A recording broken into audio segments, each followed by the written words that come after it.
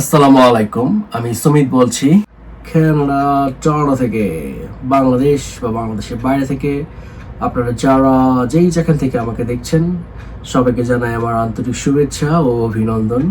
Video শুরুতে আমি সবসময় বলি, যারা আমার চ্যানেলে নতুন এখনো পর্যন্ত সাবস্ক্রাইব করেননি, অ্যাট ফার্স্ট আমার চ্যানেলটা সাবস্ক্রাইব করে দেন, দেন নোটিফিকেশন যে বেলটা সেটাও ক্লিক করে দেন, যেন যখনই আমি কোনো ভিডিও দিব সবার আগে আপনার কাছে পৌঁছে যায়।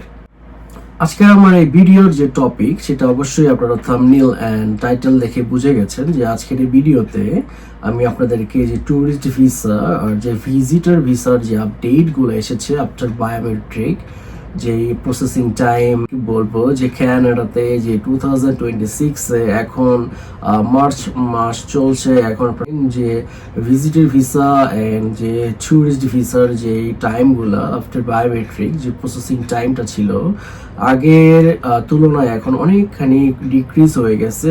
আপনার আইআরসিসি এটা খুবই গুরুত্ব সহকারে নিয়ে এটা আপডেট দিয়েছে যে আপনারা যদি এখন অ্যাপ্লাই করেন আপনাদের 57 ডেজ সময় লাগবে, কিন্তু যদি আপনি 2025 থেকে আপনার জানুয়ারি পর্যন্ত দেখেন 2026 এর, এটা 66 ডেজ টাইম নিত আফটার বায়োমেট্রিকের। আর আপনারা যদি পাসপোর্ট সাবমিশন করেন, অ্যাপয়েন্টমেন্ট নিয়ে পাসপোর্ট সাবমিশন করে দেন, তাহলে আপনাদের 20 থেকে 25 ডেজ সময় লাগে, এটা আপনারা জানেন। কিন্তু অনেকের দেখা গেছে যে 15-20 দিনের মধ্যেও চলে আসছে। এটা আসলে ডিপেন্ডস করে লাক অ্যান্ড যে আপনাদের যে ফাইল আপনারা সাজিয়ে গুছিয়ে দিয়েছেন।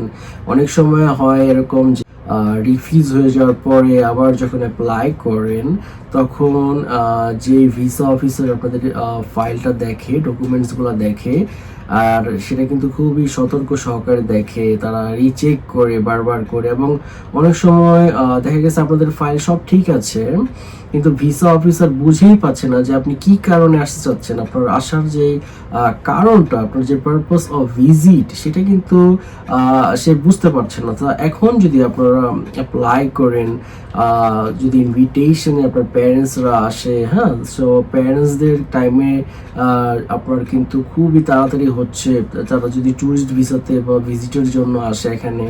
কিন্তু আপনি যদি অন দ্য আদার হ্যান্ড চিন্তা করেন যে আপনি হোটেল বুকিংয়ে আসবেন, আপনার যদি এমপ্লয়মেন্ট খুব স্ট্রং থাকে, আপনার যদি কান্ট্রি টাইস খুব স্ট্রং থাকে, আপনার যদি ফান্ড খুব স্ট্রং থাকে, আপনি কিন্তু অ্যাপ্লাই করার সাথে সাথে হোটেল বুকিংয়ে কিন্তু আপনি অ্যাপ্লাই করতে পারবেন, কেমন? আর আপনারা তো অবশ্যই জানেন যে আগের তুলনায় এখন রিজেকশনের হার খুবই ইনক্রিজ হয়ে গেছে। ক্যানাডাতে রিজেকশনের যে রেট সেটা কিন্তু খুবই বেড়ে গেছে। সো আপনারা যখন আপনাদের ফাইলটা সাজাবেন, আপনাদের ডকুমেন্টসগুলো সাবমিট করবেন, আপনারা মনে করেন ফর্ম অনলাইনে ফিল আপ করে দিলাম, আমার ডকুমেন্টসগুলো দিয়ে দিলাম, বাস হয়ে গেল, আপনার কাজ শেষ। আসলে না, সুন্দর করে সাজিয়ে একটার পর একটা আপনারা আপডেট করতে পারেন আপনাদের পেপারসগুলো।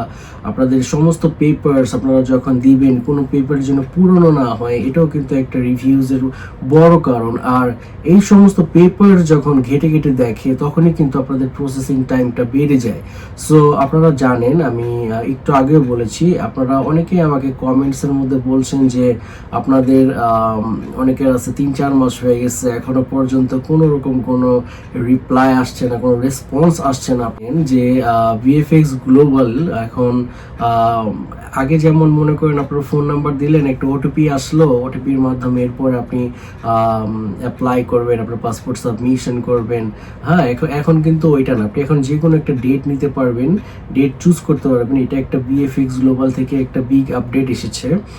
আর আরেকটা কথা, যে স্ট্যাম্পিং এর বিষয়ে, যে ভিসা স্ট্যাম্পিং হয়ে আপনার সিঙ্গাপুর থেকে যখন আসে, যে স্ট্যাম্পিং এর জন্য যে ভিসা অফিসাররা আপনার সিঙ্গাপুর ভিএফএক্স গ্লোবালে জব করে, তারা কি কি দেখে এগুলো নিয়ে আমি ভিডিও দিয়েছি। কিন্তু আমার এই ভিডিওতে আমি যদি সবকিছু নিয়ে ডিসকাস করি বা আপনাদেরকে বলতে যাই তাহলে অনেক সময় লেগে যাবে। তো আমি আপনাদেরকে শুধু শর্টকাটে বলতে চাই যে স্ট্যাম্পিং হয়ে আসা আসা যে ভিসাটা সেটা কিন্তু এমনি এমনি দিবে না আপনাকে, এমন আপনার সমস্ত কিছু দেখে দিবে। সো প্রসেসিং টাইম আপনার 57 ডেজ লাগে, বা আপনার বায়োমেট্রিক একদম পাসপোর্ট সাবমিশন ভিসা আপনার হাতে চলে আসা পর্যন্ত কিন্তু স্ট্যাম্পিং এর ক্ষেত্রেও কিন্তু অনেক সময় দেরি হতে পারে।